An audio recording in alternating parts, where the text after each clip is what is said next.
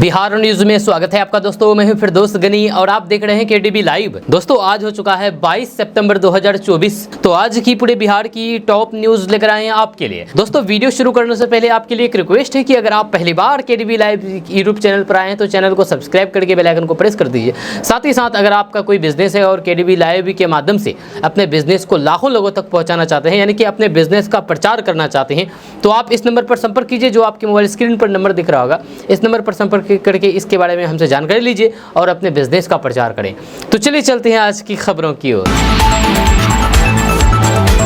दोस्तों आज की खबर की शुरुआत में सबसे पहले बात करेंगे कि 2 लाख रुपए में आईपीएस की वर्दी मिलती है। जी हां, आपको बता दूं कि एक युवक ने बिहार के जमुई के एक युवक ने 2 लाख रुपए में आईपीएस की वर्दी खरीदी और वर्दी पहन करके पूरे शहर और बाजार गांव में घूमने लगा और सबको डराने लगा कि मैं आईपीएस हूं। जी हां, जैसे कि आप अपने मोबाइल स्क्रीन पर तस्वीर देख सकते हैं, जो 2 लाख रुपए देकर के आईपीएस की वर्दी खरीद करके और अपने आप को आईपीएस कहने लगता है। यह मामला बिहार के जमुई जिले का है। जमुई पुलिस ने शुक्रवार को फर्जी आईपीएस अधिकारी बनकर के घूम रहे एक युवक को गिरफ्तार कर लिया है। आईपीएस अधिकारी की वर्दी पहन करके सिकंदरा इलाके में घूम रहा था, जिसकी सूचना किसी ने पुलिस को दे दी, जिसके बाद मौके पर पहुंच करके पुलिस ने युवक को हिरासत में ले लिया और उसे थाने लेकर के आ गई, जहां पर उससे पूछताछ की जा रही है। गिरफ्तार युवक के पास से एक पिस्तौल भी बरामद हुआ है, जो कि जांच के बाद नकली पाई गई है। गिरफ्तार युवक की पहचान लखीसराय जिला के हलसी थाना क्षेत्र के गोवर्धन बिघा गाँव निवासी भगलू मांझी के 18 वर्षीय पुत्र मिथिलेश कुमार के रूप में हुई है, जो कि आप अपने मोबाइल स्क्रीन पर तस्वीर देख रहे हैं। तस्वीर देखकर ही अंदाजा लग रहा है कि ये कहीं से भी आईपीएस नहीं लग रहा है। जी हाँ,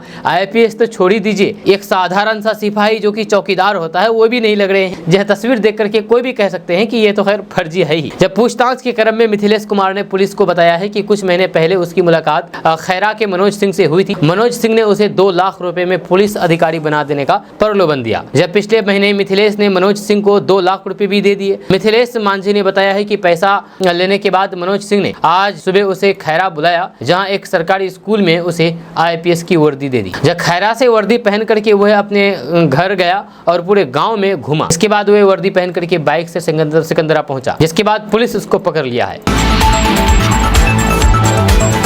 दोस्तों बिहार में जमीन सर्वे चल रहा है। अब जमीन सर्वे को लेकर के एक बहुत बड़ी खबर सामने आ रही है। आपको बता दूं कि बिहार जमीन सर्वे के नियमों में बड़ा बदलाव होने जा रहा है। इसकी जानकारी पूर्णिया में भूमि सुधार मंत्री डॉक्टर दिलीप कुमार जायसवाल ने पत्रकारों से बातचीत करते हुए दी है। जहां पूर्णिया में मंत्री डॉक्टर दिलीप कुमार जायसवाल ने कहा है कि रैयतों को 3 महीने का समय दिया जा रहा है, ताकि रैयत को कागज ढूंढने में परेशानी नहीं होगी। और इस दौरान सर्वेक्षण टीम में लगे सभी अधिकारी कर्मचारी को कैथी लिपि को लेकर के प्रशिक्षण दिया जाएगा। आपको बता दूं कि सांसद पप्पू यादव के पिता के निधन के बाद मंत्री दिलीप कुमार जायसवाल पूर्णिया पहुंचे थे, जहां पर उन्होंने पप्पू यादव को सांत्वना भी दी। पूर्णिया में पत्रकारों से बातचीत करने के दौरान भूमि सुधार मंत्री राजस्व मंत्री डॉक्टर दिलीप कुमार जायसवाल ने कहा है कि हमने एक फैसला लिया है। अभी हम रैयत को 3 महीने कागज खोजने और फिर कागज निकालने के लिए समय देंगे। इसके लिए हम 2 दिन में पत्र निकाल देंगे। इस दौरान सभी जनप्रतिनिधियों के साथ हम बैठेंगे और फिर इस बात को समझेंगे कि इस दौरान क्या क्या परेशानी आ रही है। इसके बाद रैयत के साथ भी बैठेंगे, जो जमीन के मालिक है। इस संबंध में अपने विभाग के सभी सीईओ को भी पटना बुलाया है। हमने सबको हिदायत दे दिया है कि अपनी आदत में सुधार लाएं, नहीं तो फिर मंत्री दिलीप कुमार जायसवाल किसी को बकसने वाले नहीं हैं। दोस्तों पूर्णिया पुलिस की बड़ी कार्रवाई सामने आई है। यहाँ पर फर्जी कंपनी चला करके लाखों की ठगी करने वाला शातिर ठग गिरफ्तार हुआ है। जी हाँ, पूर्णिया पुलिस ने एक बड़ी कार्रवाई में एक शातिर ठग को गिरफ्तार किया है, जिसने फर्जी पहचान के आधार पर कई युवकों और फिर युवतियों से लाखों रुपए की ठगी की थी। जहाँ आरोपी के पास से 4 फर्जी आधार कार्ड और फिर सीबीआई का फर्जी पहचान पत्र भी मिला है। जहाँ आरोपी का नाम अजय कुमार है, जो की यूपी के गाजीपुर जिले के कादीपुर वार्ड संख्या 38 का निवासी है। उसने अपनी फर्जी कंपनी एकम किसान हट प्राइवेट लिमिटेड के नाम पर कई युवकों और फिर युवतियों से लाखों रुपए की ठगी की है। जब पुलिस ने आरोपी को गिरफ्तार करके जेल भेज दिया है और आगे की जांच में जुट गई है। पुलिस अधिकारी ने बताया है कि आरोपी के खिलाफ कड़ी कार्रवाई की जाएगी। जब आरोपी ने अपनी फर्जी कंपनी के नाम पर कई युवकों और फिर युवतियों को नौकरी देने के नाम पर ठगी की है। उसने अपनी कंपनी में बहाली के नाम पर साक्षात्कार आयोजित किया, यानी कि इंटरव्यू किया, जहाँ और फिर आकर्षक वेतन का लालच देकर के लोगों से पैसे वसूले हैं। दोस्तों बिहार में खेती करने वाले किसानों के लिए एक बड़ी खबर सामने आ रही है। ताजा रिपोर्ट्स के मुताबिक फल विकास योजना के तहत किसानों को केला की खेती के लिए सरकार के द्वारा 62,500 रुपए की राशि उपलब्ध कराई जा रही है। इसको लेकर के निर्देश दे दिए गए हैं। खबर के अनुसार बिहार के अररिया, औरंगाबाद, बांका, बेगूसराय, भागलपुर, दरभंगा, पूर्वी चंपारण, गया, जमुई, कटिहार, खगड़िया, किशनगंज, मधुबनी, मुंगेर, मुजफ्फरपुर, नालंदा, पटना, पूर्णिया, रोहतास, सहरसा, समस्तीपुर, वैशाली और पश्चिमी चंपारण जिले के किसान इसके लिए आवेदन कर सकते हैं। आपको बता दूं कि इस योजना के अंतर्गत प्रति हेक्टेयर केला की खेती के लिए अनुदान की राशि प्रथम वर्ष 46,875 रुपए तथा द्वितीय वर्ष 15,625 रुपए मिलेंगी। यह आपको बता दूं कि राज्य के यानी कि बिहार के किसान न्यूनतम 0.25 एकड़ तथा अधिकतम 10 एकड़ तक अनुदान का लाभ ले सकते हैं। अब आप सोच रहे होंगे कि इसके लिए आवेदन कैसे करें, तो आपको बता दूं कि बिहार के किसान वेबसाइट www.horticulture.bihar.gb.in पर जाकर के ऑनलाइन के द्वारा आवेदन कर सकते हैं। लाभुकों का चयन सामान्य श्रेणी में 78.56%, अनुसूचित जाति 20% एवं अनुसूचित जनजाति के लिए 1.44% किया जाएगा एवं प्रत्येक श्रेणी में 30% महिलाओं की भागीदारी होगी। दोस्तों क्या आपको पता है कि बिहार में जमीन सर्वे का काम नहीं रुकेगा? इसको लेकर के आदेश जारी कर दिया गया है। जी हाँ, बहुत से लोग जमीन सर्वे को रोकने को लेकर के तरह तरह की बातें कर रहे थे और कोर्ट जा रहे थे, लेकिन जमीन सर्वे का काम नहीं रुकेगा, ये फाइनल हो चुका है। आपको बता दूं कि बिहार में रहने वाले लोगों के लिए एक बड़ी खबर सामने आ रही है। ताजा रिपोर्ट्स के मुताबिक बिहार में जमीन सर्वे का काम नहीं रोका जाएगा। इसलिए बिहार के जमीन मालिक रैयत किसी भी तरीके के अफवाह पर ध्यान न दे और जमीन सर्वे की प्रक्रिया को पूरा करे। खबर के अनुसार विभाग के सचिव जय कुमार सिंह ने वीडियो कॉन्फ्रेंसिंग के जरिए बंदोबस्त पदाधिकारियों के साथ बैठक की। इस दौरान उन्होंने स्पष्ट तौर पर कह दिया है कि बिहार में जमीन सर्वे का काम चलता रहेगा, इसलिए किसी भी तरीके के अफवाह पर ध्यान ना दे। आपको बता दूं कि बिहार में कुछ दिनों से अफवाह चल रहा है कि जमीन सर्वे का काम रुक जाएगा। इस पर राजस्व एवं भूमि सुधार विभाग के सचिव जय कुमार सिंह ने स्थिति स्पष्ट कर दी है और कहा कि राज्य में जमीन सर्वे का काम समय पर पूरा किया जाएगा। सचिव जय सिंह ने कहा कि लोग ऑनलाइन अपनी जमीन का ब्यौरा यानी कि स्वघोषणा वेबसाइट dlrs.bihar.gov.in पर अपलोड करें। जिनका कागजात उपलब्ध है उसे ही प्रपत्र 2 के साथ संकलन करें। अगर जमीन खतियानी है तो फिर वंशावली खुद से बनाएं जाए, इसमें कोई परेशानी नहीं होगी। दोस्तों बिहार में रहने वाले लोगों के लिए एक बड़ी खबर सामने आ रही है। ताजा रिपोर्ट्स के मुताबिक बिहार मुख्यमंत्री जन आरोग्य योजना के तहत अब लोगों को 10 लाख तक का फ्री इलाज मिलेगा। इसको लेकर के दिशा निर्देश जारी कर दिया गया है। खबर के अनुसार 22 सितंबर को बिहार में आयुष्मान भारत योजना की तरह अब मुख्यमंत्री जन आरोग्य योजना का संचालन किया जाएगा। इसका उद्घाटन मुख्यमंत्री नीतीश कुमार करेंगे। इस योजना के तहत लोगों को 10 लाख रुपए तक फ्री इलाज का लाभ मिलेगा। आपको बता दूं कि आयुष्मान भारत योजना के तहत सभी लाभार्थी परिवारों को प्रति वर्ष सरकारी और फिर निबंधित निजी अस्पतालों में 5 लाख रुपए तक के इलाज की फ्री कैशलेस सुविधा मिलती है। अब बिहार सरकार के द्वारा भी ये सुविधा उपलब्ध कराई जाएगी। दरअसल बिहार में मुख्यमंत्री जन आरोग्य योजना का शुभारंभ आगामी 22 सितंबर 2024 को पटना में आयोजित होने वाले एक कार्यक्रम में किया जाएगा, जिसका उद्घाटन बिहार के मुख्यमंत्री नीतीश कुमार करेंगे। इसको लेकर के तैयारियां की जा रही है। दोस्तों बिहार में इस समय जमीन सर्वे चल रहा है। ताजा रिपोर्ट्स के मुताबिक बिहार राजस्व एवं भूमि सुधार विभाग ने जमीन के पेपर निकालने की प्रक्रिया को ऑनलाइन कर दिया है। अब आप बिहार भूमि की वेबसाइट पर जाकर के जमीन का पेपर निकाल सकते हैं। आपको बता दूं कि बिहार भूमि की आधिकारिक वेबसाइट पर जाकर के रैयत पब्लिक ऑप्शन पर अपने मोबाइल से लॉगिन करके रजिस्ट्रेशन करना होगा। जमीन की डिटेल देख करके खतियान की अभी प्रमाणित प्रति प्राप्ति कर सकते हैं। खतियान निकालने के लिए 10 रुपए शुल्क जमा करना होगा। वहीं पर आपको बता दूं कि बिहार में जमीन रसीद निकालने के लिए आपको एक वेबसाइट पर जाना होगा और ये वेबसाइट है www.bhulagan.bihar.gb.in। इस वेबसाइट पर जाकर के मांगी गई सभी डिटेल्स को सही भरें और ऑनलाइन के द्वारा जमीन का लगान जमा करके रसीद को आसानी से निकाल सकते हैं। वहीं पर जमीन का केवला दस्तावेज निकालने के लिए आपको भूमि जानकारी .bihar.gb.in वेबसाइट पर जाना होगा। यहाँ पर जाकर के लॉगिन करने के बाद डॉक्यूमेंट सर्च ऑप्शन पर क्लिक करें। उसके बाद registration office property location circle मौजा सेलेक्ट करें। एडवांस सर्च विकल्प पर क्लिक कर दे। सभी जानकारी भर करके केवला निकाल दे। दोस्तों बिहार में खेती करने वाले किसानों के लिए एक बड़ी खबर सामने आ रही है। ताजा रिपोर्ट्स के मुताबिक बिहार में एग्रो प्रोसेसिंग यूनिट लगाने के लिए किसानों को 25% तक अनुदान का लाभ दिया जाएगा। इसको लेकर के दिशा निर्देश जारी कर दिया गया है। खबर के अनुसार बिहार के किसान बिहार सरकार की कृषि निवेश प्रोत्साहन नीति योजना के तहत एग्रो प्रोसेसिंग यूनिट लगा करके सामान्य फसल को भी 10 गुना अधिक मूल्य पर बेच सकते हैं। इससे किसानों की आमदनी बढ़ेगी और फिर आर्थिक स्थिति बेहतर होगी। आपको बता दूं कि बिहार में मखाना, शहद, मक्का, फल, सब्जी, चाय, औषधि और फिर सुगंधित पौधों जैसे उत्पाद की प्रोसेसिंग, स्टोरेज, वैल्यू एडिशन और एक्सपोर्ट के लिए वित्तीय सहायता भी दी जा रही है। इसका लाभ लेने के लिए आवेदन कर सकते हैं। दरअसल इस योजना के तहत व्यक्तिगत निवेश को उनके परियोजना लागत का 15% सरकार के द्वारा अनुदान दिया जाएगा, जबकि किसान उत्पादक संगठन को 25% सब्सिडी मिलेगी। इसको लेकर के दिशा निर्देश जारी कर दिया गया है। दोस्तों ये जो वीडियो आप देख रहे हैं ये आप बिहार के रहने वाले होंगे, हालांकि आप रहते कहीं और हैं लेकिन आप बिहार के रहने वाले होंगे। साथ ही आपको ये भी बता दूं कि बिहार के ज्यादातर लोग आलू खाते हैं, आलू खाना पसंद करते हैं। लगभग सभी घरों में आलू सब्जी बनती है। लेकिन क्या आपको पता है कि ज्यादा आलू खाने से गंभीर बीमारियों का खतरा हो सकता है? जी हाँ, हम आपको इस खबर के बारे में पूरी डिटेल के साथ जानकारी देंगे। आपको बता दूं कि हमारे घरों में पराठे से लेकर के सब्जी तक आलू का इस्तेमाल होता है। यदि ज्यादा मात्रा में आलू का सेवन किया जाए तो फिर इससे सेहत को नुकसान उठाना पड़ सकता है। साथ ही साथ शरीर में कई तरह की बीमारियां जन्म ले सकती है। ज्यादा आलू खाने से इन गंभीर बीमारियों का खतरा हो सकता है। कौन कौन गंभीर बीमारी हम आपको भी बता रहे हैं। आपको बता दें कि आलू में ग्लाइसेमिक इंडेक्स होता है, जिससे शरीर में ग्लूकोज की मात्रा बढ़ती है, इसलिए डायबिटीज के मरीजों के लिए यह नुकसानदायक है। वहीं पर ज्यादा आलू खाने से शरीर में पोटेशियम का लेवल बढ़ जाता है, जिससे सांस फूलना, दर्द और फिर उल्टी जैसी समस्या हो सकती है। वहीं पर आलू में कार्बोहाइड्रेट की मात्रा ज्यादा होती है, जिससे मोटापे का खतरा बढ़ता है। इससे आप मोटापे का भी शिकार हो सकते हैं। वहीं पर आलू का ज्यादा सेवन करने से एसिडिटी, खट्टी डकार, सीने में जलन, पेट में गैस और सूजन जैसी समस्या हो सकती है। वहीं पर नीले रंग के या फिर अंकुरित आलू खाने से शरीर में एनर्जी की समस्या हो सकती है, इसलिए आप इस बात का सदैव ध्यान रखें। दोस्तों बिहार के सभी जिलों में इस समय जमीन सर्वे का काम चल रहा है, जहां इस जमीन सर्वे में पुश्तैनी संपत्ति के बंटवारे को लेकर के बड़ी खबर सामने आ रही है। इसको लेकर के राजस्व एवं भूमि सुधार विभाग के द्वारा दिशा निर्देश जारी कर दिया गया है। आपको बता दूं कि बिहार में पुश्तैनी संपत्ति के बंटवारे को लेकर के 5 आदेश जारी किए गए हैं। सर्वे अधिकारियों ने कहा है कि जिन परिवारों में अभी तक पैतृक संपत्ति के बंटवारे पर सहमति नहीं बन पाई है, वे सर्वे के दौरान आसानी से बंटवारा कर सकते हैं। वहीं पर बिहार में अगर सभी पक्ष आपसी सहमति से अपनी जमीन का बंटवारा करके शेड्यूल बना करके हस्ताक्षरित आवेदन सर्वे टीम को दे देते हैं तो फिर सर्वे के दौरान ही बंटवारे का मान्यता मिल जाएगी। वहीं पर पैतृक संपत्ति के बंटवारे पर सहमति बन गई है तो फिर जमीन सर्वे के दौरान ही जमीन का अलग अलग नया खतियान भी तैयार कर दिया जाएगा। वहीं पर कई लोग अपनी पुश्तैनी जमीन का बंटवारा नहीं कर पाए हैं और आपसी सहमति से जमीन का बंटवारा कर रहे हैं, ऐसे लोगों को भी कोई भी परेशानी नहीं होगी। वहीं पर जिन लोगों की जमीन की ऑनलाइन रसीद कट रही है और उनका उस पर कब्जा है तो फिर उनसे किसी तरह के कागजात की जरूरत नहीं है।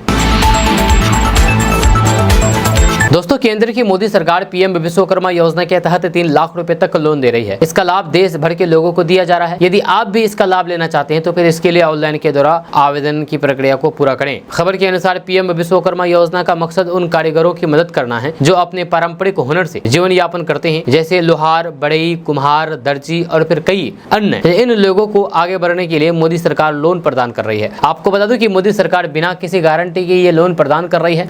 1 लाख और 2 लाख रुपए के 2 किस्तों में क्रमशः 18 महीने और फिर 30 महीने की अवधि के लिए 5% निर्धारित रियायती ब्याज दर पर दिया जा रहा है। अब आप सोच रहे होंगे कि आखिर इसके लिए आवेदन कैसे करें, तो आपको बता दूं कि पीएम विश्वकर्मा योजना के लिए आवेदन के लिए सबसे पहले पीएम विश्वकर्मा योजना की आधिकारिक वेबसाइट pmvishwakarma.gov.in पर इसके बारे में पूरी जानकारी प्राप्त करें और दिए गए दिशा निर्देश के अनुसार आवेदन की प्रक्रिया को पूरा करें। दोस्तों बिहार में खेती करने वाले किसानों के लिए एक अच्छी खबर सामने आ रही है। ताजा रिपोर्ट्स के मुताबिक बिहार सरकार बिहार के किसानों को पपीता की खेती के लिए 45,000 सब्सिडी दे रही है। ये किसान इसके लिए ऑनलाइन के द्वारा आवेदन कर सकते हैं। खबर के अनुसार किसानों को पपीते के पौधे लगाने पर प्रति इकाई लागत का 60,000 रुपए का 75% यानी कि 45,000 रुपए सब्सिडी दे रही है।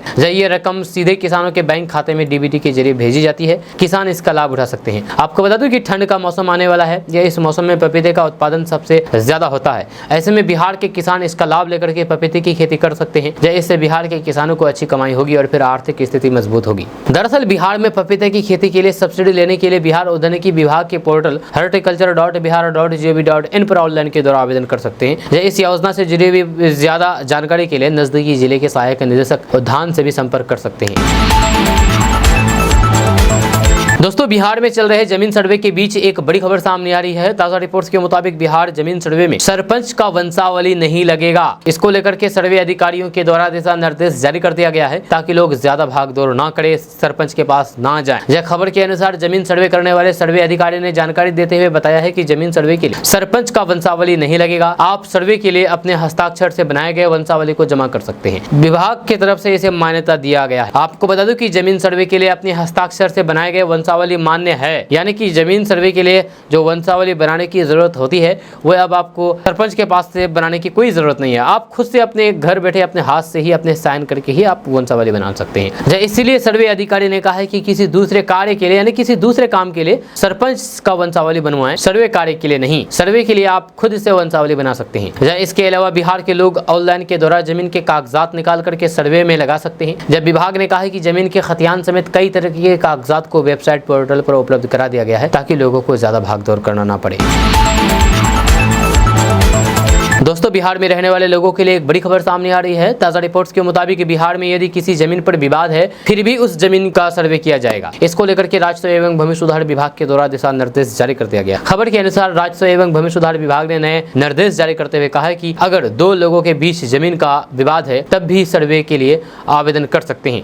केस का फैसला आने के बाद या फिर सर्वे अधिकारियों की सुनवाई के बाद नया खतियान बनाया जाएगा। जब वहीं पर राजस्व विभाग ने जानकारी देते हुए कहा है कि इस जमीन सर्वे के क्रम में सरकारी और फिर निजी सभी जमीन की मापी का खतियान बनाया जाएगा और फिर इसमें कोई भी जमीन छोड़ी नहीं जाएगी। सरकारी जमीन का खतियान सरकार के नाम पर बनाया जाएगा। राजस्व एवं भूमि सुधार विभाग ने कहा है कि जो लोग गाँव से बाहर रह रहे हैं वे लोग आधिकारिक वेबसाइट पोर्टल www.dlrs.bihar.gov.in के जरिए ऑनलाइन आवेदन जमा करेंगे। साथ ही साथ जमीन सर्वे से संबंधित सभी प्रकार की जानकारी इस वेबसाइट से प्राप्त कर सकते हैं। दोस्तों, शरीर में कई ऐसे अंग है जो बहुत महत्वपूर्ण है और उन्हीं में ऐसे एक अंग है लीवर, जिसे शरीर का रसायनशाला भी कहते हैं। लीवर शरीर में रह करके एक महत्वपूर्ण काम करता है। लीवर पित्त बनाता है जो वसा को पचाने में मदद करता है। लीवर शरीर में अतिरिक्त ग्लूकोज को ग्लूकोजन के रूप में संग्रहित करता है और जब शरीर को ऊर्जा की आवश्यकता होती है तो फिर इसे वापस ग्लूकोज में बदल देता है। ये शरीर में प्रवेश करने वाले विषैले पदार्थों से होने वाले नुकसान से बचाता है और उन्हें शरीर से बाहर करता है। लीवर कई तरह प्रोटीन का उत्पादन करता है जो कि रक्त के थक्के बनाने, दवाओं को तोड़ने और फिर प्रतिरक्षा प्रणाली को मजबूत करने में मदद करता है। आपको बता दूं कि लीवर को सुरक्षित रखने के लिए हेल्दी डाइट पर खास ध्यान देना जरूरी है। शरीर को स्वस्थ रखने के लिए खान पान पर विशेष ध्यान देना चाहिए। इसके लिए आहार में पौष्टिक चीजों को शामिल करना चाहिए। शरीर को नुकसान पहुंचाने वाली चीजों को नहीं खानी चाहिए। आपको बता दूं कि शराब लीवर को खराब कर देती है। ये लीवर के लिए बहुत हानिकारक है। शराब का सेवन करने से फैटी लीवर और फिर कई अन्य समस्याएं हो सकती है। ये फेफड़ों को भी नुकसान पहुंचाती है। वहीं पर तली हुई चीजें, या कई लोगों को तली हुई चीजें ज्यादा पसंद होती है। इसे खाने से लीवर को नुकसान पहुंचता है। लीवर को स्वस्थ रखने के लिए फ्रेंच फ्राइज, समोसे और फिर पकोड़े कम मात्रा में खानी चाहिए। वहीं पर अगर आप अधिक नमक का सेवन करते हैं तो आप इससे बचें, क्योंकि अधिक नमक लीवर के लिए हानिकारक होता है। इससे लीवर में सूजन और फिर ब्लड प्रेशर की समस्या हो सकती है। नमक का सेवन पर्याप्त मात्रा में करना चाहिए। वहीं पर मीठे पेय पदार्थ ना पिए, जैसे कि सोडा, कोला और अन्य मीठे पेय पदार्थ में चीनी की मात्रा अधिक होती है। इसे अधिक मात्रा में पीने से लीवर को नुकसान पहुंच सकता है। इसका सेवन पर्याप्त मात्रा में करना चाहिए। वहीं पर रेड मीट ना खाएं। इसमें हाई सैचुरेटेड फैट होता है जो कि लीवर के लिए हानिकारक होता है। इसे खाने से लीवर में फैट जमा हो सकता है जिससे आपको परेशानी का सामना करना पड़ सकता है। दोस्तों, बिहार में इस समय जमीन सर्वे का काम चल रहा है। ताज़ा रिपोर्ट्स के मुताबिक बिहार जमीन सर्वे में मौखिक साक्ष्यों का महत्व तो नहीं है, यानी कि आपका जमीन है और उस जमीन को आप किसी को दे दिए हैं और मौखिक तौर पर दिए हैं, लिखवारा बंटवारा कागज में नहीं लिखे हैं, तो फिर ये जमीन मान्य नहीं होगा, ये बंटवारा मान्य नहीं होगा। जमीन पर मालिकाना हक साबित करने के लिए जमीन के कागजात देने होंगे। इसको लेकर के निर्देश दे दिए गए हैं। खबर के अनुसार बिहार में कई लोगों के पास पुश्तैनी जमीन है जिसका बंटवारा सिर्फ मौखिक तौर पर किया गया है। उनके पास इसका कोई कागजात नहीं है। ऐसे में उन्हें जमीन सर्वे के दौरान दिक्कत हो सकती है। इन्हें सर्वे के लिए कागज दिखाने होंगे। आपको बता दूं कि विभाग ने कहा है कि जिनके पास पुश्तैनी जमीन का बंटवारा मौखिक तौर पर हुआ है उन्हें सर्वे के लिए सभी भाइयों और फिर बहनों से हस्ताक्षर वाला एक दस्तावेज देना होगा। यदि कोई भाई इस दुनिया में नहीं है तो उसके सभी बच्चों के हस्ताक्षर जरूरी है। दरअसल बंटवारे का लिखित दस्तावेज नहीं होगा तो फिर जमीन सभी भाइयों के नाम हो जाएगी। इसलिए सभी भाई हस्ताक्षर वाला एक दस्तावेज के साथ उसे शिविर में जमा करें। इसके बाद जमीन सभी के नाम अलग अलग किया जाएगा और फिर उसका खतियान बनेगा। दोस्तों, बिहार में बढ़ते अपराध के मुद्दे पर बिहार के मुख्यमंत्री नीतीश कुमार ने एक अहम बैठक बुलाई है। जानकारी के मुताबिक इस बैठक में अधिकारियों के साथ अपराध की स्थिति, सुरक्षा व्यवस्था और फिर संबंधित मुद्दों पर चर्चा की जाएगी। मुख्यमंत्री नीतीश कुमार ने बताया है इस बैठक में इलाके के रिकॉर्ड का अध्ययन किया जाएगा और पुलिस महानिदेशक यानी कि डीजीपी से बैठक फीडबैक भी लिया जाएगा। जब बैठक में गृह विभाग के अधिकारी भी उपस्थित रहेंगे ताकि पिछले कुछ दिनों में चल रही कार्रवाई की जानकारी ली जाएगी। आपको बता दूं कि मुख्यमंत्री ने कहा कि ये एक महत्वपूर्ण मंथन का समय है जिसमें अपराध की बढ़ती गतिविधियों और फिर सुरक्षा व्यवस्था की समीक्षा की जाएगी। आपको बता दूं कि बैठक में उन सुविधाओं और फिर व्यवस्थाओं पर भी चर्चा होगी जो कि जनता की सुरक्षा में मदद कर सकती है। इसके अलावा सीएम नीतीश कुमार के नेतृत्व में ये बैठक इसलिए भी महत्वपूर्ण है क्योंकि पिछले कुछ समय से विपक्षी दलों की ओर से सरकार पर सुरक्षा को लेकर के सवाल उठाए जा रहे हैं। जब बिहार में अपराध की बढ़ती घटनाएं सरकार के लिए चुनौती बनती जा रही है और ऐसे में इस बैठक का उद्देश्य सभी पहलुओं की गहन समीक्षा करना है। दोस्तों, बिहार में खेती करने वाले किसानों के लिए एक बड़ी खबर सामने आ रही है। ताजा रिपोर्ट्स के मुताबिक बिहार सरकार बिहार के किसानों को नलकूप के लिए 80% अनुदान दे रही है। इसका लाभ लेने के लिए बिहार के किसान ऑनलाइन के द्वारा आवेदन कर सकते हैं। खबर के अनुसार नलकूप योजना का लाभ वैसे किसानों को दिया जाएगा जो सूक्ष्म सिंचाई योजना से आच्छादित होंगे या फिर चिन्हित जिलों में मखाना की खेती करते होंगे। इसमें मधुबनी, दरभंगा, कटिहार, पूर्णिया, मधेपुरा, सुपौल, सहरसा, अररिया, किशनगंज और खगड़िया जिला शामिल है। आपको बता दें कि इन जिलों के सामान्य वर्ग की जाति के किसानों को कुल लागत का 50% तथा पिछड़ा एवं अति पिछड़ा वर्ग को कुल लागत का 70% अनुदान मिलेगा। इसी प्रकार अनुसूचित जाति जनजाति को कुल लागत का 80% अनुदान भुगतान प्राप्त होगा। अगर आप इस योजना का लाभ उठाना चाहते हैं तो एक वेबसाइट है, इस वेबसाइट में जाकर के आप आवेदन कर सकते हैं। वेबसाइट है www.horticulture.bihar.gov.in। इस वेबसाइट पर जाकर के आप आवेदन कर सकते हैं।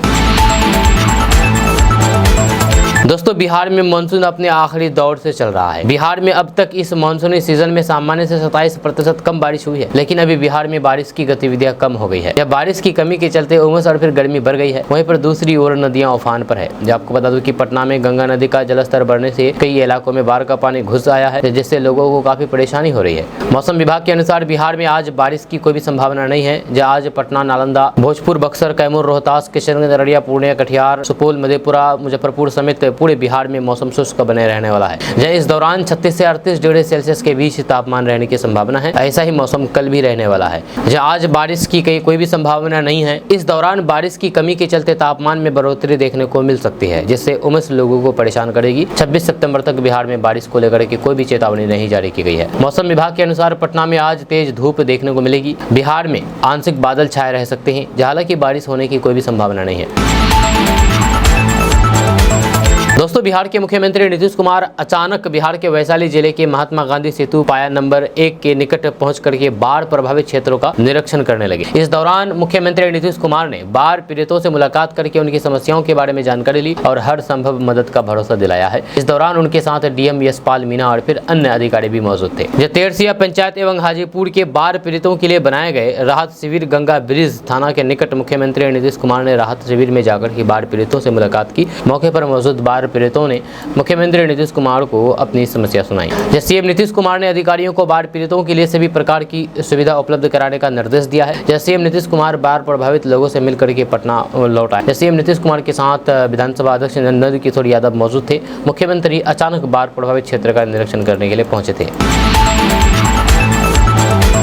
दोस्तों, बिहार में जमीन सर्वे का कार्य तेजी से जारी है। जहां अभी शुरुआती दौर है तो फिर लोगों को कई प्रकार की समस्या भी हो रही है। इसे विभाग भी मान रहा है। यही कारण है कि विभाग ने पहले फेज में अभी समय बढ़ाने का निर्णय लिया है।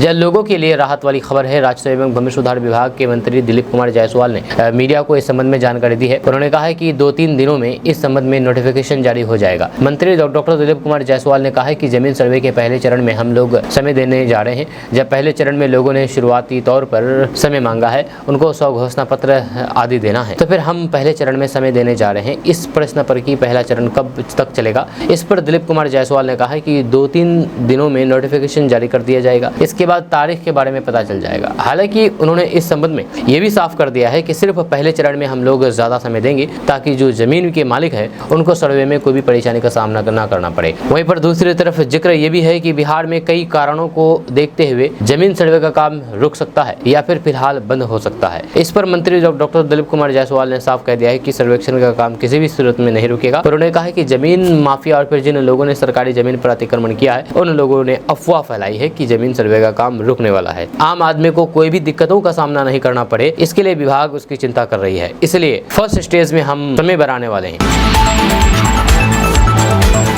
दोस्तों, आसानी से पैसा कमाने की चाहत में करोड़ों लोग ऑनलाइन बैटिंग ऐप का इस्तेमाल करते हैं। खास करके क्रिकेट से जुड़े हुए बैटिंग ऐप का इस्तेमाल करने वालों की संख्या में काफी इजाफा हुआ है। लेकिन इस तरह आसानी से इसमें आपकी जेब भरने से ज्यादा जेब में रखे पैसे चले जाने की संभावना ज्यादा होती है।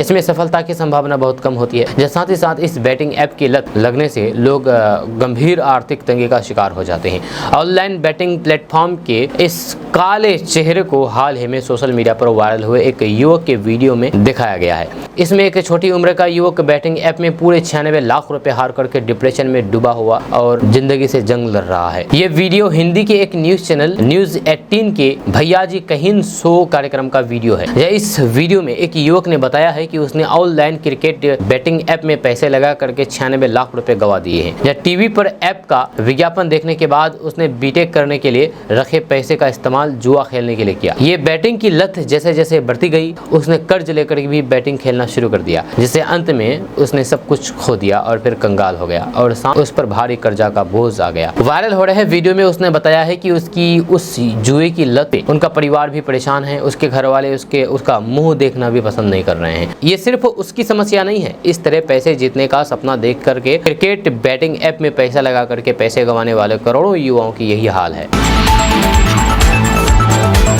दोस्तों, जिन लोगों को डायबिटीज होती है वे लोग मीठा खाना छोड़ देते हैं, सिर्फ इस डर से कि उनका ब्लड शुगर लेवल ना बढ़ जाए।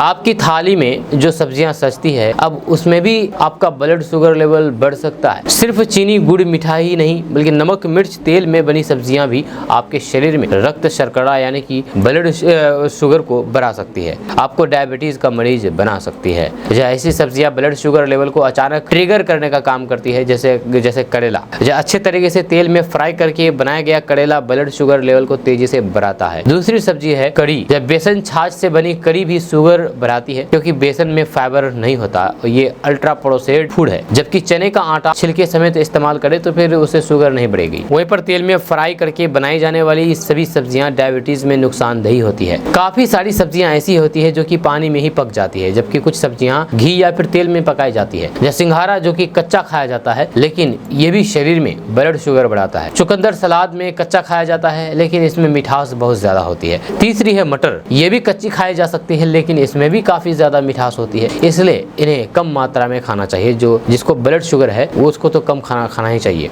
इसके साथ ही कुछ सब्जियां हैं जो कि कच्ची नहीं खा सकते, ये हमेशा उबाल करके खानी पड़ती है, जैसे कि आलू हुआ, अरबी, शकरकंदी आदि। इसमें कार्बोहाइड्रेट होते हैं, इन्हें भी कम मात्रा में खाना चाहिए। अगर आपको डायबिटीज की दिक्कत है तो फिर आप आज ही इन सब्जियों से दूरी बना लें। एक्सपर्ट के मुताबिक जो सब्जी कच्ची खाई जा सकती है वे सब्जी डायबिटीज में खूब मात्रा में खा सकते हैं, जैसे कि भिंडी, बैगन, घिया, कद्दू, तोरी। इन्हें पका करके बिना रोक टोक खूब आप खा सकते हैं। ये सेहत के लिए भी अच्छा होता है, इसमें विटामिन मिनरल्स भी भरपूर मात्रा में पाए जाते हैं।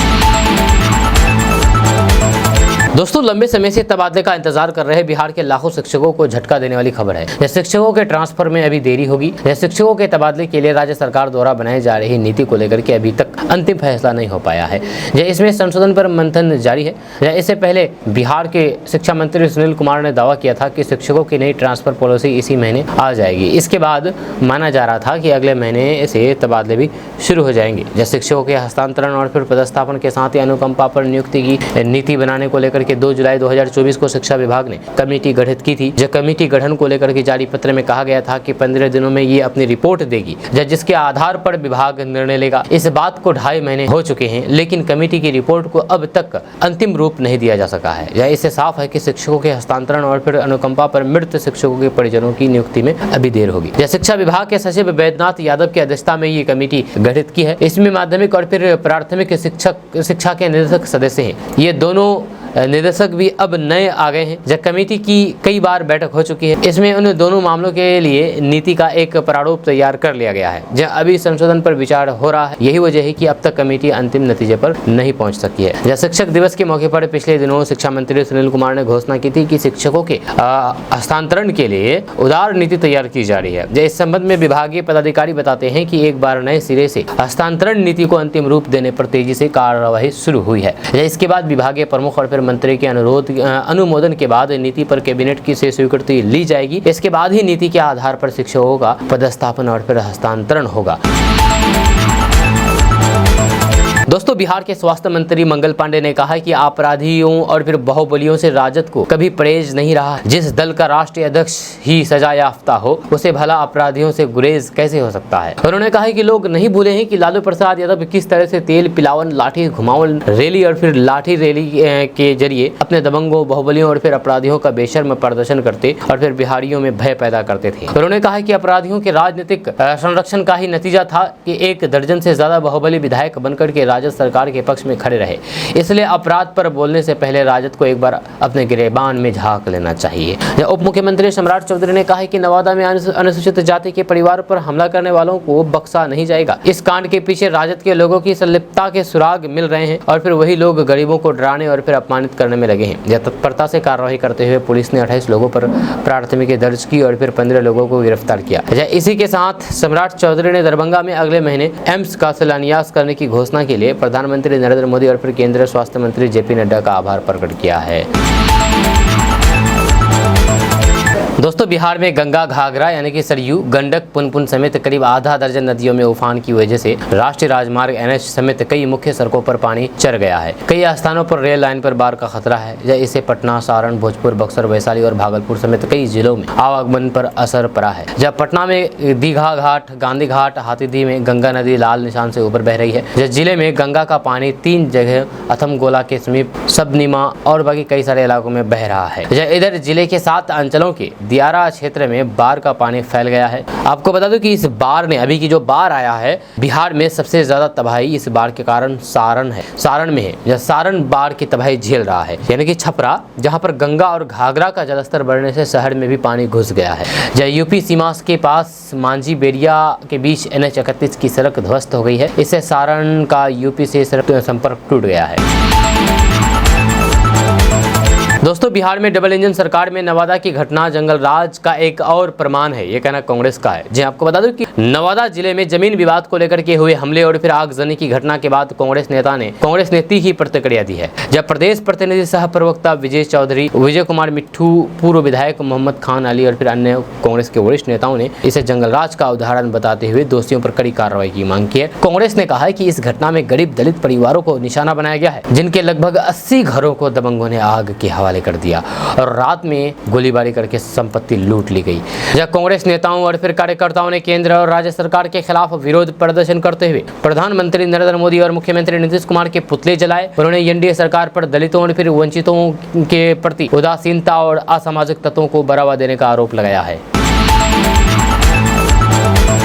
दोस्तों, बिहार में ड्रोन से नदियों की धारा की निगरानी होगी। इसके तहत मानसून अवधि के यानी कि मानसून के समय के पहले और फिर मानसून समय के बाद नदियों के बहाव का रिसर्च होगा। जल संसाधन विभाग इसके लिए कार्य योजना बना रहा है। इसके तहत हर साल तबाही मचा देने वाली नदियों के साथ अप्रत्याशित पानी लाने वाली नदियों की प्रकृति का सहजता से रिसर्च हो सकेगा। दरअसल बिहार की नदियों में अप्रत्याशित रूप से पानी आ रहा है। जब कभी इसकी मात्रा काफी कम हो जाती है तो कभी काफी बढ़ जाती है।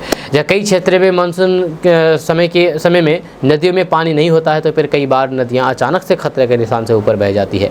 एक ही जिले में नदियों का व्यवहार अलग अलग दिख रहा है। जब सबसे हैरानी की बात तो यह है कि अमूमन सूखी रहने वाली नदियां भी तटबंधों को क्षतिग्रस्त कर रही है। इससे नए नए इलाकों में बाढ़ का पानी फैल रहा है। इस समय बिहार की नदियों की धारा और फिर तटबंधों पर उसके बढ़ते दबाव के कारण कई तरीके की समस्या पैदा हो रही है। यही नहीं, बाद में तटबंधों की मरम्मत में भी कई तरीके की परेशानी होती है। नदियां बाढ़ अवधि में कई बार तटबंधों पर भारी दबाव बनाती है। इसकी धारा में भी विचलन होती है।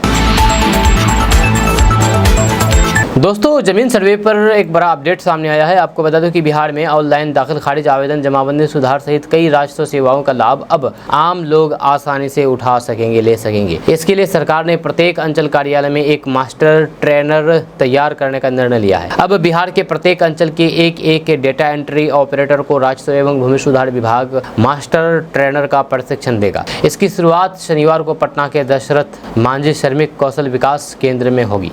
इसके बाद इसी इसी केंद्र में डाटा एंट्री ऑपरेटर को यह प्रशिक्षण 28 सितंबर को 5 अक्टूबर को भी दिया जाएगा। जब मास्टर ट्रेनर के रूप में प्रशिक्षण लेकर के संबंधित डाटा एंट्री ऑपरेटर अपने अंचल के अन्य data entry operator, common service centre, cyber cafe संचालकों को ऑनलाइन सेवाएं और फिर पोर्टल के संबंध में प्रशिक्षण देंगे। इसका मकसद राष्ट्र एवं भूमि सुधार विभाग की ऑनलाइन सेवाओं से संबंधित पोर्टल और फिर लिंक पर सही तरीके से आम लोगों की समस्याओं से संबंधित आवेदन दिया जा सकेगा।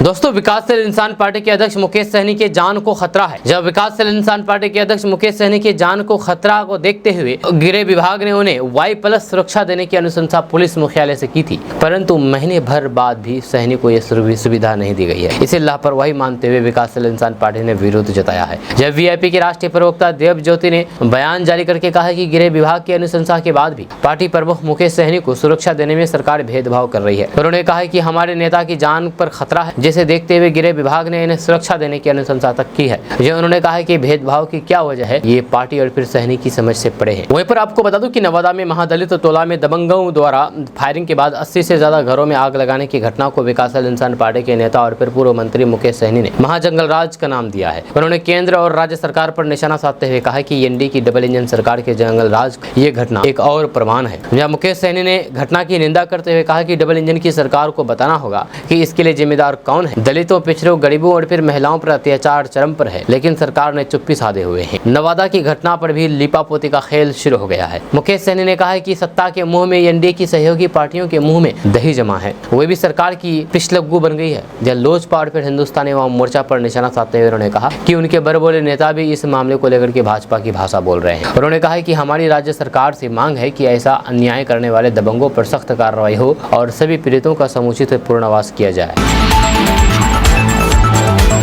दोस्तों, कहते हैं कि जीवन का लक्ष्य तय हो, प्रतिभा हो और सच्ची लगन हो तो फिर सफलता कदम चूम ही लेती है। जब सहरसा के जय कुमार ने जी टीवी के लोकप्रिय और फिर चर्चित शो सारेगामापा के मंच पर प्रस्तुति देकर के संपूर्ण मिथिला क्षेत्र को गौरवान्वित किया है। जब बनारस में शास्त्रीय संगीत की शिक्षा पाने के दौरान जय ने पहली बार सारेगामापा के लिए ऑनलाइन ऑडिशन दिया। यहाँ पर पास होने के बाद लखनऊ में दूसरा और फिर दिल्ली में तीसरा फिजिकल ऑडिशन हुआ। इन तीनों ऑडिशन में सफल होने के बाद जय का चौथा, पांचवा और फिर छठा ऑडिशन मुंबई में हुआ। 7वें टेलीविजन राउंड में जय ने जज के रूप में देश के संगीत मर्मज्ञों के सामने प्रस्तुत देकर के संगीत की दुनिया में अपना कदम जमा लिया है। जय अब मेगा राउंड की तैयारी में है।